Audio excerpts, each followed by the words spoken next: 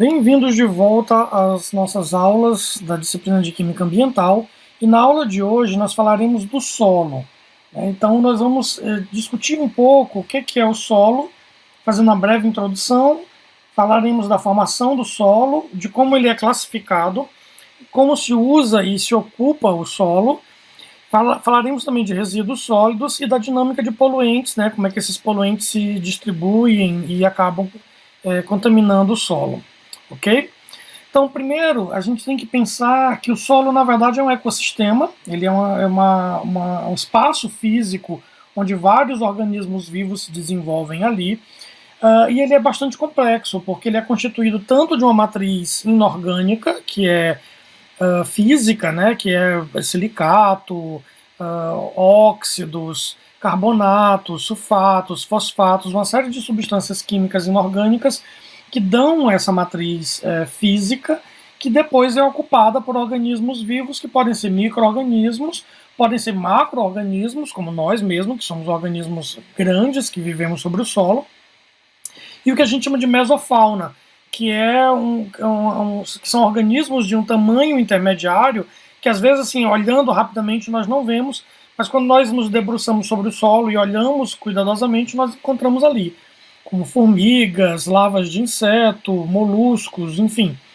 uma série de organismos que vivem naquele solo, que compõem o solo e que alteram a estrutura desse solo, como é o caso das minhocas, por exemplo, que abrem passagens dentro do solo, melhorando a oxigenação do solo e a permeação à água também. Então, é realmente bastante complexo, porque se você pega dois solos de regiões, ainda que próximas, eles podem ser bastante diferentes na sua composição e na colonização desse solo. Só para a gente ter uma ideia, alguns solos podem ter mais de 70% da sua composição representada por organismos vivos. Por exemplo, alguns fungos eles se desenvolvem de forma muito interessante em solos com determinada umidade, com determinado pH, enfim, com determinada aeração. E esses fungos, então, eles conseguem formar na parte abaixo da superfície, eles formam no solo mesmo uma rede de micelos que se juntam, e esses micélios, então, formam mesmo um tecido, como se fosse um tecido. Então, às vezes, alguns desses solos, quando a gente pega uma parte do solo e levanta, a gente vê que tem como se fosse algodão doce ali. Isso podem ser estruturas, na verdade, de fungos. E a gente observa isso bem, porque quando acontece uma variação ambiental, mudança de temperatura, uma chuva inesperada, essas modificações acabam, por exemplo, levando ao aparecimento de cogumelos, que são estruturas reprodutoras desses fungos.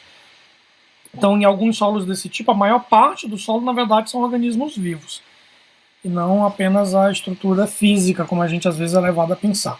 Então, o solo ele tem idade, a gente estuda a idade do solo. O solo ele geralmente surge da decomposição da rocha, então a rocha sofre com as intempéries, a luz do sol, o calor, o vento, a chuva, a presença de água, isso vai quebrando, vai rachando essa rocha e vai diminuindo o tamanho dessas partículas. Então, quando essa rocha começa a ser quebrada, você começa a ter essa liberação desses fragmentos e ali já começa a haver uma colonização. É muito comum que nessas rachaduras já acumule água, e isso leva ao desenvolvimento de algas, isso acaba melhorando a fertilidade daquela região, e aí pequenos vegetais vão se instalando ali. Com o passar do tempo, esses organismos vivos que começam a se desenvolver ali, eles começam a alterar essa composição química também, eles começam a produzir substâncias que são ácidos, por exemplo, que vão corroendo essa rocha, se for uma rocha calcária, por exemplo. Então é possível que a presença desses organismos comece a alterar a composição dessa rocha, desse solo, e atacar essa rocha, criando mais fragmentação da rocha, mais liberação de partículas menores, e isso vai aprofundando o solo. Quando o solo está bem mais maduro, o que nós vemos é vários horizontes, ou seja, várias zonas do solo com diferentes características físicas e químicas, e você vê uma rocha muito profunda, que é a rocha que deu origem àquele solo. Nesses solos mais velhos, como a gente tem a presença de muita matéria orgânica na parte superior do solo, você acaba tendo uma maior fertilidade desse solo e, portanto, o desenvolvimento de organismos maiores, né, como grandes árvores. Isso também acontece porque, como o solo é mais profundo, ele permite que as raízes maiores dessas plantas que são de um porte maior acabem penetrando mais, e isso permite, então, que esses vegetais se desenvolvam ali. Quando eu tenho vegetais maiores, eu tenho mais sombra, eu tenho mais frutos, então eu tenho atrativos, né, que trazem para essa região mais animais. Esses animais defecam, urinam, morrem, e ao se decompor, esse material acaba servindo como fertilizante para que a floresta, por exemplo, continue existindo ali. Então a gente observa que, ao passo que o solo vai envelhecendo, ele também vai permitindo uma sucessão ecológica na sua superfície, e nós vamos tendo outros organismos colonizando esse solo, porque ele permite essa colonização quando ele está mais maduro.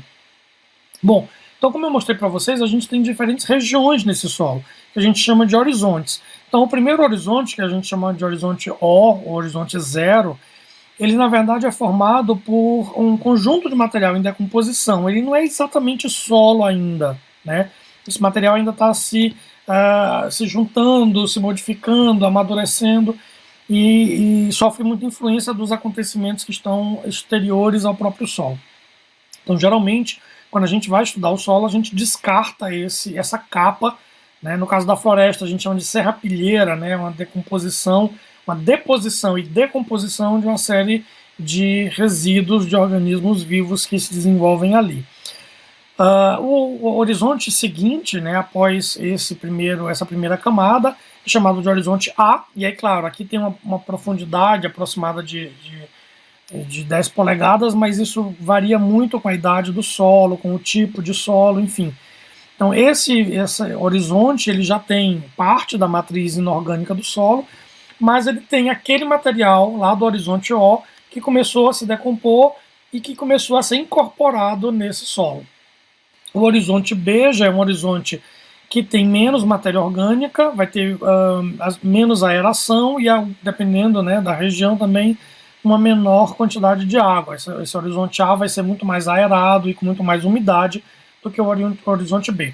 O horizonte C já é um horizonte que tem ausência de oxigênio, pouquíssimo presença de organismos vivos, geralmente anaeróbicos, ou completamente sem organismos vivos ali, e ele já tem pedaços da rocha que deu origem a esse solo, então ele traz um pouco da história do desenvolvimento do solo, porque ele não foi completamente fragmentado, e ainda tem pedaços ali da rocha. Abaixo desse horizonte a gente tem a rocha que deu origem. Se essa rocha não for fraturada, se ela não tem fraturas, a gente pode ver aí no horizonte C uma deposição de água. Então a água permeia pelo solo, e se ela encontra uma rocha impermeável, essa água vai ficar ali entre as partículas do solo nesse horizonte, formando um pequeno lençol ali, né, naquela região. Se a rocha tem fraturas, a água pode penetrar nessas fraturas e se acumular em regiões inferiores a essa rocha, que aí vai produzir aqueles lençóis mais profundos, que a gente às vezes precisa, na hora que vai escavar um poço, né, cavar um poço muito profundo que perfure essa rocha para poder chegar na água, porque a água então penetra nas fissuras e acaba se acumulando abaixo da rocha que deu origem àquele solo. Bom, o solo ele pode ser classificado de diferentes formas, e uma forma de se fazer isso é através da granulometria, ou seja, o tamanho das partículas. Se essa partícula é muito pequena, a gente chama ela de argila.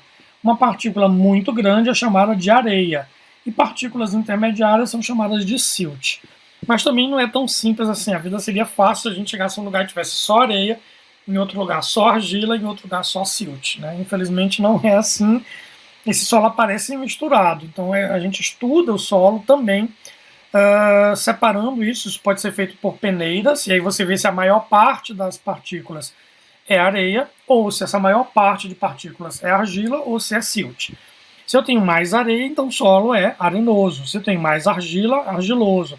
Se eu tenho mais silt, siltoso. Mas eu tenho aí granulometrias intermediárias, ou seja, eu tenho misturas, né, em que essas proporções são bem próximas. Então a gente vai ter solos que são areio-argilosos, solos que são argilo-arenosos, solos que são argilo-siltosos e assim por diante. Então essa mescla acaba dando características que são muito importantes para a mecânica desse solo, né, para as características físicas e químicas do solo. Um solo mais argiloso ele pode ser inorgânico, formado principalmente por óxidos, como é o caso do óxido de alumínio, óxido de ferro. O que acontece com esse material? Esse material, ao receber água, no caso da chuva, ele forma um gel, ele absorve a água e o óxido se transforma num hidróxido. Então ele fica de forma realmente um gel. E a argila, por isso, ela é usada pelos artistas para fazer estátuas, vasos, né, potes, enfim. Porque ela tem essa maleabilidade, ao ser molhada ela fica plástica e aí você consegue moldar. Depois você leva para o forno, queima, retira a água e ela volta a ser óxido e aí volta a ser rígida. Então, vejam que um solo que seja argiloso, que tenha muito desse material, o que vai acontecer? Quando chove, como eu disse, ele absorve água e forma essa manta plástica. Então ele fica impermeável, a água não consegue mais passar ou passa muito lentamente por esse gel que é formado por esse material. Então esse é um solo que, de certa forma, ele está protegido. Às vezes, por exemplo, no caso de uma contaminação, né, por um derramamento qualquer, ele resiste mais a essa contaminação porque esse material, então, fica retido nessa primeira camada, que é argilosa. O contrário disso, se eu tenho um solo que é arenoso, então ele tem partículas grandes e, portanto, ele tem uma boa porosidade. Se a gente chegar na praia, por exemplo, você pega um balde d'água e aí você leva, né, do mar até o seu castelinho na areia, e aí quando você joga aquela água na areia, ela é completamente absorvida pela areia. Por quê? Porque a areia é mais porosa. Então, nesse caso, a água permeia melhor a areia e chega em regiões mais profundas. Então, um solo como esse é um solo mais suscetível à contaminação, né, e pode levar à contaminação, inclusive, das águas subterrâneas, porque a água facilmente se transporta da superfície até as regiões mais profundas desse solo. Bom, de acordo com essas características físicas e químicas, a gente tem um estudo chamado de pedológico, né? A pedologia, ela vai estudar o tipo de solo, caracterizando as suas, os seus constituintes químicos e as suas propriedades físicas. A partir dessa constituição química e propriedades físicas, se classificam esses solos em diferentes tipos. Então, você já deve ter ouvido falar, o solo dessa fazenda é um latossolo roxo. Então, significa que ele tem uma determinada característica física e química que o coloca dentro dessa classificação. Então, aqui, por exemplo, é o mapa pedológico do Maranhão, onde nós vemos aí as diferentes constituições, né, desse solo. Nós vemos, por exemplo, que na região norte nós temos um tipo de solo, já na região sul do estado vocês vão ter um solo muito mais... você vai ter uma região que tem mais pedra, né, que é um solo mais recente, mais novo, enquanto que na região norte, que está inundada, você acaba tendo muito mais argila, enfim. Então, esse mapa aí tem o endereço, né, eletrônico desse mapa, e ele pode ser consultado, por exemplo, para fazer estudos ambientais, para você instalar empreendimentos, enfim. Então, esse estudo é extremamente importante quando nós queremos, por exemplo, construir uma estrada, construir uma indústria, construir um prédio. Nós precisamos entender a mecânica desse solo para poder saber qual é a fundação que deve ser feita, ou que é adequada para aquele solo, né? E aí gera-se, a partir desse estudo do solo, um mapa, né, de uso e ocupação, onde nós vamos mostrar como é que esse solo é ocupado efetivamente, e a partir daí se pode fazer um zoneamento ecológico e econômico para dizer quais são as vocações de cada região. Então, a partir desses estudos, nós podemos dizer que essa região ela é mais propícia para o desenvolvimento de uma determinada atividade, essa aqui não pode ter. Por exemplo, numa região que é arenosa, que eu tenho a região de praia, por exemplo, nos lençóis maranhenses, por exemplo, você não pode botar um posto de gasolina. Por quê? Porque existe um alto risco de que esses combustíveis, óleos lubrificantes, permeiem o solo e contaminem os lençóis subterrâneos. É possível? É. Como é que você faz para construir um posto de gasolina numa região como essa? Você precisa garantir a impermeabilização do solo embaixo dessa construção. Então existe, claro, obras de engenharia que impermeabilizam esse solo e em cima dessa região impermeabilizada você consegue construir, né, esse empreendimento. Então é importantíssimo que a gente conheça o solo para que a gente possa usá-lo de forma adequada e ocupá-lo de forma adequada. Por quê? Porque o mau uso do solo pode levar a impactos ambientais. Um exemplo que a gente está mostrando aqui é o descarte adequado de resíduos sólidos. Os resíduos sólidos eles não podem ser jogados de qualquer forma no solo, porque eles vão contaminar os organismos vivos que estão ali e a água subterrânea daquela região, ou até mesmo os rios e lagos, na hora que chove, né, arrasta tanto o material sólido como as substâncias que ele libera. Então é preciso gerenciar o solo de forma adequada e um bom exemplo é a construção de aterros sanitários. Os aterros sanitários eles são, como eu disse, impermeabilizados embaixo. Então você coloca em cima dessa impermeabilização drenos para retirar o líquido que vai sendo produzido pela decomposição do lixo. Esse líquido chama-se chorume. E esse material então líquido que é removido, ele é levado para lagoas de estabilização ou para sistemas de tratamento de esgoto, onde ele é tratado antes de ser descartado. Mas o resíduo sólido ele também produz metano ao se decompor. E esse metano ele é também canalizado, né, por sistemas aí que vão drenar esse gás, e esse gás então é emitido para a atmosfera. Só que como o metano tem um efeito estufa maior do que o CO2, e isso nós vamos ver depois na aula sobre a atmosfera, é muito comum que se queime esse gás para que a gente transforme o metano em CO2. É possível utilizar isso para geração de energia, Ozelito? É possível, mas a quantidade de gás produzida, ou a concentração de gás produzida é tão pequeno que se você conseguir fazer esse aproveitamento, provavelmente você vai acender as lâmpadas do próprio aterro sanitário. É difícil conseguir produzir muito mais do que isso. Então, depois que o aterro sanitário cumpriu o seu papel e recebeu toda a carga de resíduos sólidos que ele poderia receber, é possível fazer uma capa, né, de vegetação, e esses organismos que vão ser colocados ali, eles também são escolhidos, né, são selecionados, organismos que se dão bem nessa condição e que vão utilizar esse material como nutriente para crescer. Então você tem no final uma paisagem verde, né, sobre esse monte depois que termina a vida útil do aterro sanitário. Esse é apenas um exemplo de gestão adequada do solo. Os resíduos sólidos são realmente um grande problema na sociedade moderna ou contemporânea, porque nós produzimos muito resíduo sólido, cada pessoa produz muito resíduo sólido. Nós já estamos batendo aí os 8 bilhões de pessoas no mundo.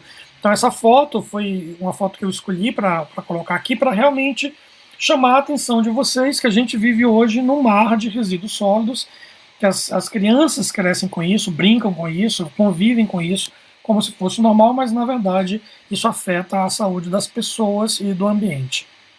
Então essa figura ela sintetiza, ela mostra de forma bastante rápida o que pode acontecer quando uma substância química é descartada de forma criminosa ou inadvertidamente no solo.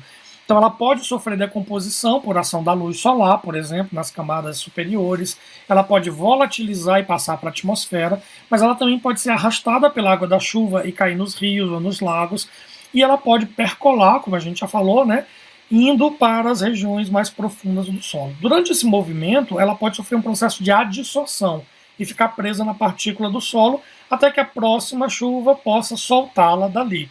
Esses processos de adsorção e desorção estão muito ligados à temperatura. Em regiões mais quentes ou em períodos, né, como no verão, que está mais quente, existe uma maior tendência de que as substâncias sejam dessorvidas e que percolem o solo.